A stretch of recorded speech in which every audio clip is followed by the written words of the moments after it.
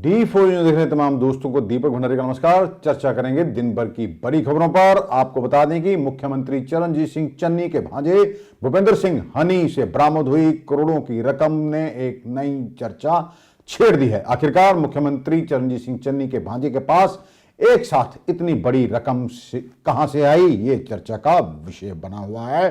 कहीं ऐसा तो नहीं कि जिस तरह विपक्ष आरोप लगा रहा है कि चरणजीत सिंह चन्नी रेत माफिया के सरदार हैं, वह सब ठीक हैं, क्योंकि कुछ 1.5 महीना पहले आम आदमी पार्टी के नेता राघव चड्ढा ने भी चरणजीत सिंह चन्नी के विधानसभा क्षेत्र में हो रही माइनिंग का पर्दाफाश किया था। चरणजीत सिंह चन्नी की ओर से सफाई भी दी गई थी। इसमें कोई दो राय नहीं कि नेताओं ने भ्रष्टाचार को बढ़ावा दिया हो और करोड़ों रुपए की संपत्ति बनाई हो। यही कारण है कि आम आदमी गरीब होता गया और नेता अमीर होते गए। नेता खुद ये कहते रहे हैं कि उन अधिकारियों को लगाया जाता है जो अधिकारी नेता के कहने पर काम करता है, यानी जो नेता के लिए माल कमा कर लाता है। दूसरे अधिकारियों को खुड्डे लाइन लगा दिया जाता है। यह भी सच है कि नेता अमीर दर अमीर होते गए और जनता गरीब होती गई। हम ये नहीं समझ पा रहे हैं कि आखिरकार नेताओं के पास जीत हासिल करने के बाद ऐसी कौन सी शक्ति आ जाती है कि वह जिस कारोबार में भी हाथ डालते हैं, वह कारोबार यदि मिट्टी का हो तो मिट्टी सोने में तब्दील हो जाती है। नेता अमीर होता गया और आम आदमी गरीब। आखिरकार वह तरीका जनता को भी समझाना चाहिए नेताओं को कि वह किस तरह पैसे कमा रहे हैं, और इस तरह से यदि जनता वह व्यापार करे तो वह भी खुशहाल हो सकती है, यानी कि उनकी भी गरीबी दूर हो सकती है, ताकि जनता को रोटी के लिए तरसना ना पड़े। मुख्यमंत्री चरणजीत सिंह चन्नी के भांजे के पास 10 करोड़ रुपए की नकदी का बरामद होना इस बात के संकेत हैं कि पंजाब को किस तरह लूटा जा रहा है। हम ये नहीं कह रहे हैं कि इस मामले में, इस प्रकरण में मुख्यमंत्री चरणजीत सिंह चन्नी भी शामिल है, लेकिन वह ये कहकर बच नहीं सकते कि इस पर राजनीति हो रही है। आखिरकार ये पैसा कहां से आया? ये पैसा जनता का था क्या? इसे चुनावों में खर्च किया जाना था, या इसे ये पंजाब को लूटकर बनाया गया पैसा है? एक तरफ तो पंजाब का युवा बेरोजगार है, मुलाजिम वर्ग पक्का होने की खातिर सड़कों पर धरने लगाता है, टंकियों पर चढ़ता है, यहां तक कि लड़कियां नहर में कूद तक गई थी और लाठियां भी कई टीचरों को खानियां पड़ी हैं। आम आदमी अपने बच्चे से जी जान से मेहनत करवाता है ताकि वह पढ़ लिख कर किसी काबिल बन जाए और किसी तरह अपना गुजर बसर करने लगे और किसी पर डिपेंडेंट ना हो। आम आदमी कॉन्ट्रैक्ट पर ही कई कई साल तक काम करता है और उसे मिलता क्या है? 8 से 10 हजार रुपए प्रति महीना। एक तरफ हमारे चुने गए नेताओं के घरों के रिश्तेदारों के पास से 8 से 10 करोड़ रुपए नगद बरामद हो रहे हैं। क्या यही पंजाब की असली तस्वीर है? इन नेताओं से पूछने वाला कोई नहीं है। मंच पर बैठकर ये सफाई देते हैं और कहते हैं कि इस पर राजनीति हो रही है। आखिरकार 10 करोड़ रुपए आए कहां से? 20-20 लाख रुपए की घड़ियां किसकी हैं? करोड़ों रुपए की गाड़ियां किसकी हैं? हमें ऐसा लगता है कि पंजाब को अच्छे नेताओं के साथ साथ अच्छे चरित्र वाले नेताओं की भी दरकार है, ताकि पंजाब को लुटने से बचाया जा सके। जिस तरह हमारे देश में किसी भी मुद्दे पर सियासत होती है, इस पर भी राजनीति गरमाई हुई है। एक बार फिर जनता के मुद्दे हवा हवाई हो गए हैं। बेरोजगारी, महंगाई, नशा, माफिया। लोगों को लगता है कि रेत माफिया से नेता और तमाम उनके सहयोगी कमा रहे हैं। ये जो मुद्दे थे, जो मुद्दे बनने चाहिए थे चुनावी, वह फिर गायब हैं। लोगों को मात्र भ्रमित किया जाता है, उन्हें फ्री का आईना दिखाया जाता है, लेकिन लोगों को यह पता नहीं कि किस तरह ये नेता पंजाब को लूट लूट कर उसे खोखला कर रहे हैं। जिस तरह श्रोमणी अकाली दल बादल के प्रधान सुखबीर सिंह बादल ने भी कहा कि चरणजीत सिंह चन्नी ने 300 करोड़ रुपए कमाए हैं। 4.5 साल कैप्टन अमरिंदर सिंह मुख्यमंत्री रहा, 4.5 साल बर्बाद करते, फिर 3 महीने वास्ते उन्होंने एक गरीब नूं मुख्यमंत्री बनाया जिहदे घरों कल 6 करोड़ रुपया मिला, हुण 10 हो गया। हले तो पंजाब की इंटैलीजेंस ने दसता सी इन्हां ने पैसे कढ़ा के सारे मुख्यमंत्री ने अपने मोरिंडे घरे रख ले तो दूजे जगह ते भेज दिते ਮੈਂ ਸ਼ੁਰੂ ਤੋਂ ਕਹਿ ਰਿਹਾ ਸੀ ਕਿ ਸਭ ਤੋਂ ਵੱਡਾ ਮਾਈਨਿੰਗ ਮਾਫੀਆ ਪੰਜਾਬ ਦਾ ਚੰਨੀ ਹੈ। ਤੁਸੀਂ ਦੇਖਿਆ ਹੋਣਾ ਕਿ ਜਦੋਂ ਆਨੰਦਪੁਰ ਸਾਹਿਬ ਦੇ ਹਲਕੇ ਜਦੋਂ ਮਾਈਨਿੰਗ ਦੀ ਰੇਡ ਪਈ ਪਾਰਟੀਆਂ ਨੇ ਕੀਤੀ ਤੇ ਚੰਨੀ ਮੁੱਖ ਮੰਤਰੀ ਗਿਆ ਕਹਿਣ ਵਾਸਤੇ ਕਿ ਸਾਰਾ ਜਾਇਜ਼ ਹੈ। ਪਹਿਲੀ ਗੱਲ ਜੇ ਰੇਡ ਪਈ ਹੈ ਤੇ ਚੰਨੀ ਮੁੱਖ ਮੰਤਰੀ ਮਾਈਨਿੰਗ ਤੇ ਉੱਥੇ ਜਾ ਕੇ ਕਹੇ ਕਿ ਜਾਇਜ਼ ਹੈ, ਮਤਲਬ ਕੀ ਸੀ? ਉਹ ਜਿਹੜੇ ਇਲੀਗਲ ਇਹਦੇ ਬੰਦੇ ਕਰ ਰਹੇ ਸੀ ਉਹਨੂੰ ਹੌਸਲਾ ਦੇਣ ਵਾਸਤੇ ਗਿਆ ਸੀ ਕਿ ਮੈਂ ਮੁੱਖ ਮੰਤਰੀ ਹਾਂ, ਕੋਈ ਚਿੰਤਾ ਕਰਨ ਦੀ ਲੋੜ ਨਹੀਂ। ਕਰੋੜਾਂ ਰੁਪਏ ਮੈਨੂੰ ਲੱਗਦਾ ਹੈ ਚੰਨੀ ਨੇ ਘੱਟ ਤੋਂ ਘੱਟ 200-300 ਕਰੋੜ रुपया इन्ना 2-3 महीनों इकट्ठा किया है। हालांकि मुख्यमंत्री चरणजीत सिंह चन्नी का यह कहना है कि ईडी वाले जाते ही कह गए कि प्रधानमंत्री नरेंद्र मोदी का दौरा आपको याद रहेगा, ये हमें डरा रहे हैं और हमें डरेंगे नहीं। हुण कोशिश की जा रही है कि साडे बंदियां नूं इलैक्शन ना लड़न दिता जाए, उन्होंने परेशान किया जाए, उन्होंने रिश्तेदारों की कार्रवाइयां करके उन्होंने परेशान करो, नॉमिनेशन ना भरन दो। एक कद तक चलेगा राजनीति के विच? एक किस तरह चलेगा? ममता बनर्जी के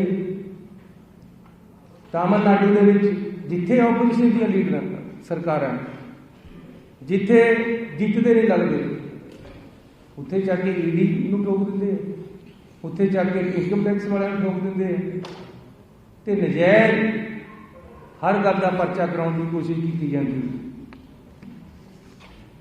केजरीवाल जी इन्हां दे साले दे मुंडे नूं फड़िया गया, आ मेरे पास है। Corruption bureau today arrested a king of Delhi chief minister Arvind Kejriwal, 18 की खबर है। Vinay Bansal in connection with alleged irregularities in road and sewer development works by Public Works Department. Vinay Bansal is the son of Kejriwal's deceased brother-in-law Surinder Kumar Bansal. Kejriwal ji कल परसों इतने आए थे, बड़ा खुश होकर गए कि साढ़े ईडी आई है पंजाब के विच, ईडी के विच 10 जगह छापे बजे अपने घर लगे तो अग, दूसरे के लगे तो बसंतर। ये जो उन्होंने भारतीय चुकया गया जब चीका मारते थे बनेटा, हूँ साढ़े भारतीयों के कार्रवाइयां हो रही है तो कोई चीका नहीं, बसंतर होगी। पर मैं उसकी भी निंदा करता कि वोटां लैण वास्ते तुसी लोगों को प्यार दो, प्यार दे नाल पेश आओ, वोटां की सही तरीके नाल लोकतंत्र तरीके दे नाल मंग करो। लेकिन इस तरह के जोड़े हथकंडे वो बरतने हैं जोड़े वो बिल्कुल गलत है, लोकतंत्र सही नहीं। क्या एक एक पैसे का हिसाब लिया जाएगा? ये पैसा कहां से आएगा? ये या फिर तमाम उन मुद्दों की तरह ये भी कुछ दिन के लिए मुद्दा बनेगा और बाद में ये भी मुद्दा गायब हो जाएगा। ये भी कहा गया कि इसी तरह का छापा अरविंद केजरीवाल के रिश्तेदारों पर भी पड़ा था। तब अरविंद केजरीवाल ने ट्वीट करके ये जवाब दिया और ये कहा उनके यहां जब छापा पड़ा था तो 10 मफलर मिले थे। उन्होंने मुख्यमंत्री चरणजीत सिंह चन्नी को आम आदमी नहीं बेईमान आदमी बता दिया। सुखबीर बादल ने यह भी कहा कि मरिंडे की एक दुकान में सौदेबाजी होती थी, बदलियों के पैसे लिए जाते थे। सारियां बदलियां ट्रांसफर कोई काम जिहड़ी दुकान मरिंडे घर च जिन्हें खोली सी, जिहड़ा इंचार्ज है चन्नी दी दुकान दा शोरूम दा, आ हनी है, इन्हें कोई काम कराना है, कोई CLU लेना है, नक्शे पास कराने हैं, इलीगल कॉलोनी पास करो, कुछ भी चीज़ करानी है, सौदे करना है। अज मैनू बड़ी हैरानी आती है जो कहते हैं कि साडा पोलिटिकल वेंडेटा हो रहा हुण। इससे एक बात तो साफ है कि यहां पंजाब में तबादलों के लिए मोटे पैसे वसूल किए जाते हैं। जनता नेताओं से जवाब चाहती है कि आखिरकार उनके पास ऐसी कौन सी जादुई शक्तियां हैं कि नेता बनने के बाद उन्होंने 100-100, 200-200, 500-500 करोड़ कमा लिए और जनता गरीब दर गरीब होती गई।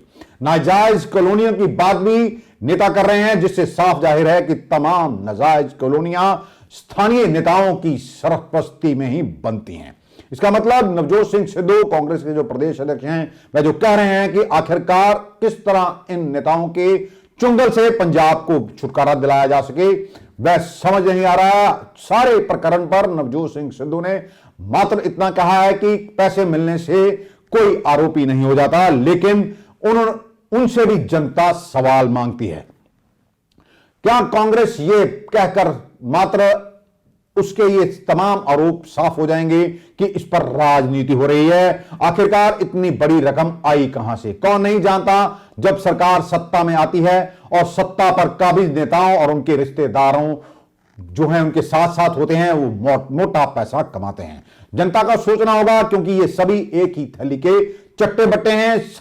लोग इसलिए इनको सत्ता नहीं सौंपते हैं कि ये अपना घर भर लें, बल्कि इनका काम जनता और समाज की भलाई करने के लिए होता है। लेकिन ये करते क्या है, अब सबके सामने है।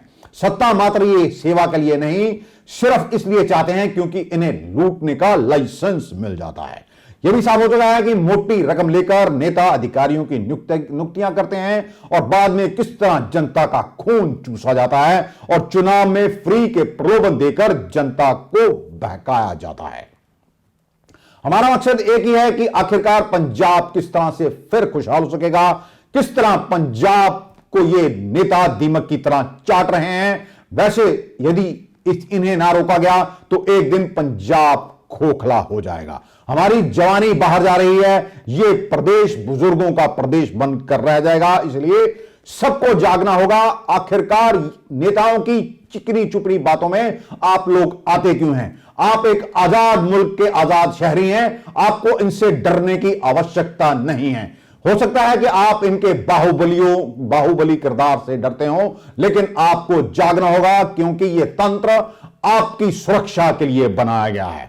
ईडी द्वारा अवैध रेत खनन के मामले में मुख्यमंत्री चरणजीत सिंह चन्नी के रिश्तेदारों को निशाना बनाना और यह कहा जाना कि इसके पीछे बदले की भावना से केंद्र सरकार कार्रवाई कर रही है। चरणजीत सिंह चन्नी जैसा कि खुद कह रहे हैं, और ये कह रहे हैं कि उन्हें फंसाने की कोशिश की जा रही है, क्योंकि बीते दिनों प्रधानमंत्री नरेंद्र मोदी की फिरोजपुर रैली सफल नहीं हुई थी, तो इसमें उनका क्या दोष? मैं अगर उस समय अपने लोगों और किसानों पर गोलियां चलवा देता तो केंद्र के लिए अच्छा बन जाता, लेकिन मैं अपने लोगों के साथ खड़ा हूं, जिसके बदले की भावना से मेरे खिलाफ अब यह कार्रवाई शुरू हो गई है। अब लोग मेरे साथ खड़े होंगे। दिल्ली बार बार यह कहकर यह कहा जाता रहा है कि पंजाब में भ्रष्टाचार चरम पर हैं। चन्नी ने यह भी कहा कि मैंने प्रधानमंत्री नरेंद्र मोदी की सेहत के लिए अरदास तो की, लेकिन पंजाब को बदनाम किया गया। पंजाब में राष्ट्रपति शासन लगाने की कोशिश की गई। जब नहीं लगा सके तो बड़ी साजिश रचकर मुझे फंसाने की यह नई चाल चली गई है। एफआईआर में उनके भांजे का नाम नहीं, दोस्त का नाम जोड़कर केस बनाया गया और इसी आधार पर उन्हें फंसाने की साजिश रची गई है। ऐसी इन्हां जुल्मां दे अगे झुकांगे नहीं। सानू ਸਿੰਘਾਂ ਸ਼ਹੀਦਾਂ ਦਾ ਆਸ਼ੀਰਵਾਦ है, पंजाब के लोगों का आशीर्वाद है। मैं जे प्रधानमंत्री की फेरी के टाइम लोगों के नाल खड़ा होया है, तो जे मेरे तो बदला लिया जा रहा है, तो अज पंजाब के लोग भी मेरे नाल खड़नगे। मैनूं उन्हां ते पूरी उम्मीद है। मेरे बाप दादे है, मेरे भाई है, मेरे भाई भतीजे है, जिन्हों ने मैनूं हमेशा सांभिया है, आज़ाद भी जिताया है, 3 बार मैं जितया है, ओपोजिशन लीडर बनया है, मंत्री बनया है। अज तक मेरे ते कोई दाग नहीं, लेकिन किसी तरीके दे नाल दागी करके यह इलैक्शन नूं विफल करना चाहते। मुख्यमंत्री चरणजीत सिंह चन्नी के भांजे पर हुई एनफोर्समेंट डायरेक्टरेट की रेड के बाद कांग्रेस चुनाव आयोग में पहुंच गई है। कांग्रेस का कहना है कि यह रेड राजनीति से प्रेरित है। इस संबंध में ईडी को आदेश जारी किए जाएंगे कि नहीं, ये तो समय ही बताएगा। कांग्रेस की तरफ से चुनाव आयोग के पास रणदीप सुरजेवाला, अभिषेक मनु सिंघवी और हरीश चौधरी पहुंचे हैं। उनका कहना है कि रेड के जरिए मुख्यमंत्री चरणजीत सिंह चन्नी और कांग्रेस को बदनाम करने की साजिश रची जा रही है। कांग्रेस ने यह भी कहा कि आयोग अपने स्तर पर मामले की जानकारी लेकर सुनवाई का भरोसा उन्हें दे। पंजाब में चुनाव की घोषणा के बाद ईडी की रेड हुई। इस मामले में मुख्यमंत्री चरणजीत सिंह चन्नी बार बार यह कह चुके हैं कि उन्हें फंसाने की कोशिश की जा रही है। लेकिन अगर बात करें कांग्रेस से जुड़े सूत्रों की, तो इस घटना के बाद कांग्रेस में खलबली मची हुई है, क्योंकि विरोधी भी सवाल उठा रहे हैं कि आखिरकार ये 10 करोड़ रुपया है किसका, इतनी बड़ी रकम कैश कहां से आई। भले ही चरणजीत सिंह चन्नी ये कहते हो कि उनसे प्रधानमंत्री नरेंद्र मोदी की सुरक्षा में जो चूक हुई उसका बदला लिया जा रहा है, भाजपा के नेताओं का यह कहना है कि कांग्रेस की हालत चोर मचाए शोर वाली हो चुकी है। चोरी करने के बाद भी सीनाजोरी की जा रही है। सवाल तो यह है कि आखिरकार 10 करोड़ रुपया आया कहां से, 12 लाख की रोलेक्स की घड़ी कौन पहन रहा था, बेरोजगार सड़कों पर धक्के खा रहे हैं, लेकिन यह रकम कहां से आई, यह भी सवाल किया है भाजपा नेताओं ने। पंजाब में अवैध रेत माफिया को शह कौन दे रहा है, उससे पैसा कौन कमा रहा है, कांग्रेस इससे बेनकाब हो गई है, जिस वजह से कांग्रेस में घबराहट पैदा हो गई है, क्योंकि जनता के सामने कांग्रेस का असली चेहरा आ गया है। आम आदमी पार्टी के संयोजक और दिल्ली के मुख्यमंत्री अरविंद केजरीवाल ये कह चुके हैं कि 10 करोड़ रुपए कैश मिला और 56 करोड़ रुपए की फर्जी एंट्री मिली। जगुआर गाड़ियां बरामद हुई। लूट के मामले में चरणजीत सिंह चन्नी सरकार ने 111 दिन में ही पुरानी सरकारों के तमाम रिकॉर्ड तोड़ दिए हैं। उन्होंने कहा कि मुख्यमंत्री चरणजीत सिंह चन्नी के भांजे से मिले 10 करोड़ रुपए किसके हैं, असल में ये पंजाबियों का पैसा है। आम आदमी पार्टी के नेता राघव चड्ढा ने भी मुख्यमंत्री चरणजीत सिंह चन्नी को इस पर घेरा और कहा कि जब 111 दिन में ही चरणजीत सिंह चन्नी ने इतने कमाए, तो अगर वह 5 साल तक मुख्यमंत्री रहते तो कितना पैसा कमाते। उन्होंने यह भी कहा कि हमने पहले ही कहा था कि मुख्यमंत्री चरणजीत सिंह चन्नी अपने क्षेत्र में रेत माफिया चला रहे हैं। रेत माफिया के साथ मिलकर मुख्यमंत्री चरणजीत सिंह चन्नी और उनके रिश्तेदारों ने करोड़ों रुपए कमाए हैं, और अब ईडी की रेट में मिले ये करोड़ों रुपए उनकी बात को सही साबित करती है। उन्होंने यह भी कहा कि चरणजीत सिंह चन्नी के रिश्तेदारों के पास से अब तक 56 करोड़ रुपए की अवैध संपत्ति की जानकारी ईडी को मिल चुकी है। ढेर सारे सोने और कई जमीनों के कागजात भी बरामद हुए हैं। आम आदमी होने का दिखावा मुख्यमंत्री चरणजीत सिंह चन्नी कर रहे हैं। अब ये वह कह रहे हैं कि ये सब राजनीति के तहत किया गया। आखिरकार इतनी बड़ी रकम आई तो आई कहां से, इसका जवाब उन्हें जनता को देना होगा। उन्होंने ये कहा कि आने वाले दिनों में इसी चीज को लेकर जनता को भी कांग्रेसियों से सवाल पूछने चाहिए, क्योंकि कांग्रेसी खुद अपने मुख्यमंत्री को बचाने के लिए प्रेस कॉन्फ्रेंस कर रहे हैं। अब आप सोचिए, मुख्यमंत्री के एक भतीजे के घर पे इतने करोड़ रुपए, इतना सोना, इतनी करोड़ रुपए की गाड़ियां, प्रॉपर्टी के कागज जब्त हो सकते हैं, बरामद हो सकते हैं। तो सोचिए कि बाकी भतीजों और रिश्तेदारों के यहां पर क्या क्या मिले। दूसरी चीज सोचिए कि अगर रेड अभी तो भतीजे पे हुई चन्नी साहब के, अगर ये रेड चन्नी साहब के अपने घर पर हो जाती तो सोचिए कितने करोड़ रुपए, कितनी संपत्ति मिलती। और तीसरी चीज सोचिए कि अगर चरणजीत सिंह चन्नी साहब 111 दिन की बजाय 5 साल पंजाब सूबे के मुख्यमंत्री रहे थे, तो कितनी बेशुमार दौलत वो भ्रष्टाचार करके कमा सकते। ये 3 चीजें आज सोचने वाली। पंजाब कांग्रेस में मची कला के बाद अब एक ऑडियो वायरल हो रहा है, जिसने हलचल मचा दी है। कहा जा रहा है कि ऑडियो पंजाब सरकार के फूड एंड सप्लाई सिविल विभाग के मंत्री भारत भूषण आशु और अध्यापक यूनियन के प्रतिनिधि निशांत कुमार के बीच की रिकॉर्डिंग का है, जिसमें वेतन को बढ़ाए जाने को लेकर मंत्री भारत भूषण आशु को कुछ कहा जा रहा है, और वह आगे से कह रहे हैं कि मनप्रीत हमारी बदनामी कर रहे हैं। इस ऑडियो में यूनियन के नेता यह कह रहे हैं कि हम शुरू से ही कांग्रेस को वोट देते थे, अब कांग्रेस की मंजी को ठोकेगा तो हम ठोकेंगे। तो इस पर आशु ने कहा कि मनप्रीत की मंजी आप ठोको, कांग्रेस को क्यों ठोकते हो, मेरे जैसे 6 फोन करते होंगे मनप्रीत को। इस पर आशु ने यह भी कहा कि वह इस बार मनप्रीत से सख्ती से बात करेंगे और मुख्यमंत्री चरणजीत सिंह चन्नी को भी इस बारे में अवगत करवाएंगे। हाँ जी, good afternoon sir. Good afternoon जी। और सर ठीक हो? बहुत बढ़िया सर। सर अपना निशांत बोल रहे हैं जी, अपना कच्चे अध्यापक यूनियन तो। जी जी निशांत जी। सर एक बेनती ਕੀਤੀ ਸੀ ਆਪਣਾ ਐਫਐਮ ਸਾਹਿਬ ਨੂੰ ਕਿ ਆਪਣਾ ਤੁਸੀਂ ਵੀ ਕੀਤੀ ਸੀ ਨਾ ਬੇਨਤੀ ਕਿ ਆਪਣੀ ਜਿਹੜੀ ਫਾਈਲ ਜਿਹੜੀ ਆ 6600 ਰੁਪਏ ਤਨਖਾਹ ਵਾਧੇ ਵਾਲੀ 6500 ਵਾਲੀ ਨਹੀਂ 6600 ਰੁਪਏ ਜਿਹੜੀ ਤਨਖਾਹ ਵਾਧਾ ਹੋਇਆ ਸੀ ਆਪਣਾ। ਹਾਂ 6600 ਵਾਲੀ।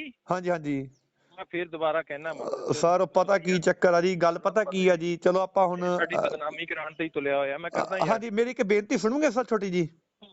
ਗੱਲ ਪਤਾ ਕੀ ਆ ਜੀ, ਚਲੋ ਅਸੀਂ ਵੀ ਸ਼ੁਰੂ ਤੋਂ ਕਾਂਗਰਸ ਨੂੰ ਵੋਟ ਪਾਈ ਦੀ, ਪਰ ਚੱਕਰ ਪਤਾ ਕੀ ਆ, ਕਾਂਗਰਸ ਦੀ ਮੰਜੀ 'ਚ ਠੋਕੂ ਨਾ, ਇਹਨੇ ਠੋਕਣੀ ਜੀ ਮਨਪ੍ਰੀਤ ਨੇ। ਉਹਦੀ ਠੋਕੋ, ਕਾਂਗਰਸ ਦੀ ਕਿਉਂ ਠੋਕਦੇ ਹੋ ਯਾਰ? ਉਹਦੀ ਠੋਕੋ ਜਾ ਕੇ। ਸਰ ਉਹਨੂੰ ਕੀ ਕਰੀਏ ਦੱਸੋ ਜੀ? ਮੇਰੇ ਵਰਗੇ 6 ਫੋਨ ਉਹਨੂੰ ਕਰਦੇ ਹੋਣੇ ਆ ਬੰਦੇ ਬੈਠੇ ਵੀ। ਪਰ ਸਰ ਪਤਾ ਨਹੀਂ ਉਹਨੂੰ ਸ਼ਰਮ ਹੀ ਹੈ ਨਹੀਂ ਜੀ, ਉਹਨੂੰ ਲਾਤੀ ਆ ਉਹਨੇ ਸਾਰੀ। ਹਾਂਜੀ ਸਰ ਮੇਰੀ ਬੇਨਤੀ ਉਹਨੂੰ ਮਾੜਾ ਪਲੀਜ਼ ਕਹਿ ਦਿਓ ਸਰ। ਮੈਂ ਥੋੜੀ ਸਖਤ ਗੱਲ ਕਰਦਾ ਯਾਰ, ਮੈਂ ਚੰਨੀ ਨੂੰ ਵੀ ਕਹਿਣਾ। ठीक है सर, ठीक है sir, thank you sir. Punjab में विधानसभा चुनाव 20 फरवरी को होने वाले हैं और अगर इससे पहले के विधानसभा चुनावों की बात की जाए तो पहले दो प्रमुख पार्टियों में ही टक्कर होती रही है, क्योंकि श्रोमणी अकाली दल और भाजपा के बीच गठबंधन था और कांग्रेस के बीच टक्कर होती रही। वर्ष 2017 में विधानसभा चुनावों में आम आदमी पार्टी ने एंट्री की और इस धारणा को तोड़ दिया कि कोई भी तीसरी पार्टी पंजाब में पनप नहीं सकती है। इस बार जो मुकाबला है वह 5 दलों में है। कांग्रेस का, श्रोमणी अकाली दल, बादल और बसपा का जो गठबंधन हो चुका है। कांग्रेस प्रमुख पार्टी है, कांग्रेस के साथ इनका सीधा मुकाबला है और किसानों ने भी अपनी पार्टी बना ली है। उधर भाजपा ने पूर्व मुख्यमंत्री कैप्टन अमरिंदर सिंह के साथ गठबंधन कर लिया है। आम आदमी पार्टी भी इस बार निर्णायक भूमिका में दिखाई दे रही है। अगर हम बात करें 2014 के लोकसभा चुनावों की, तब आम आदमी पार्टी को केवल पंजाब में ही 4 लोकसभा सीटें मिली थी, बाकी पूरे देश में उन्हें कभी भी कहीं से भी कोई सीट नहीं मिली थी। और 2017 में के विधानसभा चुनावों में यह कहा जा रहा था कि आम आदमी पार्टी की सरकार बनेगी, लेकिन इन्हें 20 सीटों के साथ ही संतोष करना पड़ा। हालांकि तब यह प्रमुख विपक्षी पार्टी बन गई थी। आम आदमी पार्टी ने 100 साल पुराने अकाली दल को भी पीछे छोड़कर सबको हैरान कर दिया था, जिससे साफ जाहिर था कि लोग अब बदलाव चाहते हैं, क्योंकि नेताओं की चिकनी चुपड़ी बातों से वह तंग आ चुके हैं। किस तरह लोगों का शोषण नेताओं की ओर से किया गया, जनता गरीब होती गई और ये नेता अमीर होते गए। हर एक चीज पर नेताओं का कब्जा हो गया। जो रेवेन्यू पंजाब सरकार के खजाने में आना चाहिए था, वह पैसा नेताओं की जेब में जाता रहा। ऐसा हम नहीं कह रहे, बार बार ये बात नवजोत सिंह सिद्धू खुलेआम स्टेज से कहते आए हैं और ये कहते हैं कि पंजाब में 2 परिवारों ने पंजाब को बर्बाद करके रख दिया। ये आम आदमी पार्टी का जन्म हुआ था अन्ना हजारे के आंदोलन से। 5 अप्रैल 2011 को किशन बाबू राव हजारे यानी कि अन्ना हजारे, एक अनुभवी गांधीवादी, ने भारत की राष्ट्रीय राजधानी दिल्ली में अमरण अनशन शुरू किया था। कई भारतीय गैर सरकारी संगठनों ने इस आंदोलन को समर्थन दिया था, क्योंकि राजनीति में फैले भ्रष्टाचार से आम लोग तंग आ चुके थे। इस समय भी नेताओं की ओर से किए जा रहे भ्रष्टाचार और जो भी तमाम धंधे हो रहे हैं, उनसे आम लोग तंग हैं। भला ही कोई खुले मन से प्रचार ना करता हो, लेकिन हमने कई लोगों से बात की जिन्होंने ये कहा कि आखिरकार जो पहले दल वोट मांगते आए हैं, उन्हें हम वोट क्यों दें? किसी नए दल को इस बार मौका मिलना चाहिए। ऐसा इसलिए है क्योंकि लोग इनकी चुकनी चुपड़ी बातों से तंग आ चुके हैं। जिस संगठन के तहत यह आंदोलन शुरू किया गया था, वह भ्रष्टाचार के खिलाफ भारत का था और इस आंदोलन को अन्ना हजारे आंदोलन के रूप में जाना जाने लगा। डॉक्टर मनमोहन सिंह के नेतृत्व वाली सरकार की यह दूसरी पारी थी। यह कई कांग्रेस के नेतृत्व वाली पार्टियों की गठबंधन की सरकार थी। अन्ना आंदोलन के मुख्य मुद्दे संसद में लोकपाल विधेयक का पारित होना और विदेशी बैंकों में जमा काले धन की वापसी को लाना था। हालांकि इस आंदोलन में देश भर के लोगों ने भाग लिया, लेकिन इसने अन्ना हजारे के साथ साथ अरविंद केजरीवाल, पूर्व आईपीएस अधिकारी किरण बेदी, सुप्रीम कोर्ट के वरिष्ठ वकील प्रशांत भूषण जैसे कई लोगों को राजनीति के कैनवस पर उतार दिया। उसी अभियान के दौरान सत्ताधारी दल ने आंदोलन के नेताओं को अपने दम पर राजनीति में प्रवेश करने की चुनौती दी, जिससे एक राजनीतिक दल को आंदोलन से निकलने की बात छिड़ गई।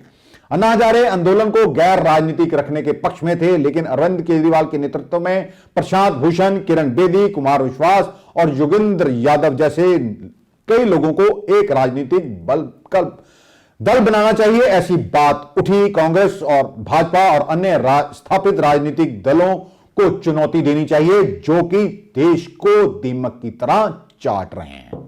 अन्ना हजारे के आंदोलन से ही जन्म हुआ आम आदमी पार्टी का और नवंबर 2012 में आम आदमी पार्टी के नाम से राजनीति पार्टी बना ली गई।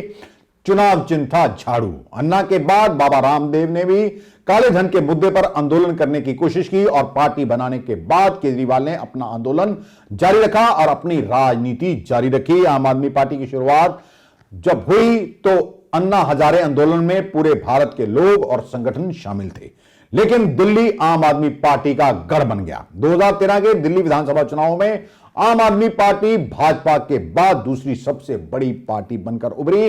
इसने उसी कांग्रेस के साथ एक मिलकर सरकार बनाई जिसके खिलाफ उसने आंदोलन शुरू किया था। यह सरकार केवल 48 दिनों तक चली और अरविंद केजरीवाल ने मुख्यमंत्री पद से इस्तीफा दे दिया क्योंकि जन लोकपाल विधायक सदन में पारित नहीं हो सका। उन्होंने कांग्रेस के साथ गठबंधन करने में अपनी गलती के लिए सार्वजनिक तौर पर माफी भी मांगी और लोगों को एक स्वच्छ सरकार देने का वायदा किया। 2015 के दिल्ली के विधानसभा चुनाव में आम आदमी पार्टी ने 70 में से 67 सीटों पर जीत हासिल की, जो कि एक इतिहास था। हम बार बार अपने दर्शकों से यही बात कहते हैं कि अपने नेताओं से सवाल पूछिए कि आखिरकार उन्होंने पंजाब को क्या दिया। आप अपने बच्चों को क्या विदेश में पढ़ाई करने के लिए भेजना चाहते हैं और बाद में यही चाहते हैं कि वे विदेशों में सेटल हो जाएं, क्योंकि एक बार युवा जो यहां से जाता है वह वापस नहीं आता है, क्योंकि सारा का सारा सिस्टम इन नेताओं ने अपने कब्जे में कर लिया है। कुछ दिन पहले हमने भाजपा की पूर्व राष्ट्रीय उपाध्यक्ष से बात भी की थी। उन्होंने यह कहा था कि अभी तो ये नेता आपके पास हाथ जोड़कर वोट मांगने के लिए आ रहे हैं, लेकिन बाद में इन्हीं हाथों से जनता का गला दबा दिया जाता है। दल बदलूं की बात भी उन्होंने कही थी कि ये देखिए कितने पहले तो ये एक ही थैली के चट्टे बट्टे हैं और सभी मिल बांट कर खाते हैं। इन्हें दूसरी पार्टी में शामिल होने में जरा भी शर्म नहीं आती है, जरा भी संकोच इन्हें नहीं होता है। आखिरकार पंजाब को किस तरह इस दलदल से बाहर निकालना है, हम सबको मिलकर काम करना होगा और लोगों को जनता को अपने नेताओं से सवाल पूछने होंगे कि उनके पास जो जादू की छड़ी आ गई है, जो अलादीन का चिराग उन्हें मिल गया है, उनमें से थोड़ी शक्तियां हमें भी दे दी जाएं ताकि हम भी अपने बच्चों के बेहतर भविष्य के लिए कमाई कर सकें और पैसा कमा सकें। ये अवैध कारोबार खत्म होने चाहिए यहां से, और जो लोग अवैध कारोबार करते हैं उन्हें सख्त से सख्त सजा भी मिलनी चाहिए। आज के लिए बस इतना ही। कल आपके समक्ष फिर हाजिर होंगे, तब तक के लिए नमस्कार।